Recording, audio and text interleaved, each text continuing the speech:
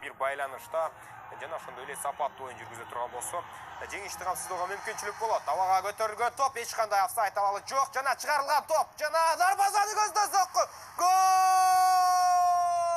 Демек, эми ак сумкарлар эсепти ачып турган мезгили.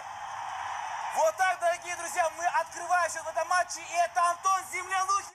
Отырған кезде жана чыгарып өтө таңмай келгендигин да кайта кетели. Землянухин өзүнүн күчтүү буту, сол бутунун сырт тарабы менен дарбазага өтө мыкты түрдө топту багыттоого жетишти. Коргонуудагы оюнчулар катага жол берген, анын натыйжасында демек алгачкы көз ирмем оюнчулары жол алдыга топту тез чыгаруудан башка айла тапкан жок. Өтө мыкты жана Бактияр Дүйшөбеков азыр жакшы оюн жүргүздү. Андан ары Антондо мүмкүнчүлүк бар. Антон өтө бир жакшы чыгарып берди жана дарбазаны көздөй сокку жасалды.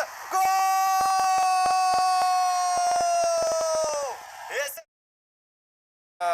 Дагы бир жол байкап көрөлү.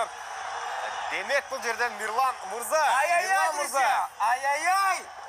Мирлан Мурзаев чындыгында командалашкан топту алгандан кийин голду киргизе алган экен. Оказалось, что Мирлан Мурзаев Индия чабуулда жана Авазбек Откеев оң атты көзөмөлгө алып турган мезгили жана качып бара жаткан оюнчуну азыр жабышы керек болот. Көтөрүлгөн топ дарбазага сокку жасалды. Ну ничего. Времени остается очень мало. Я не думаю, что Индия сейчас еще один мяч забьет. Да, пропустили, да. Ошибочка здесь была. Кого ж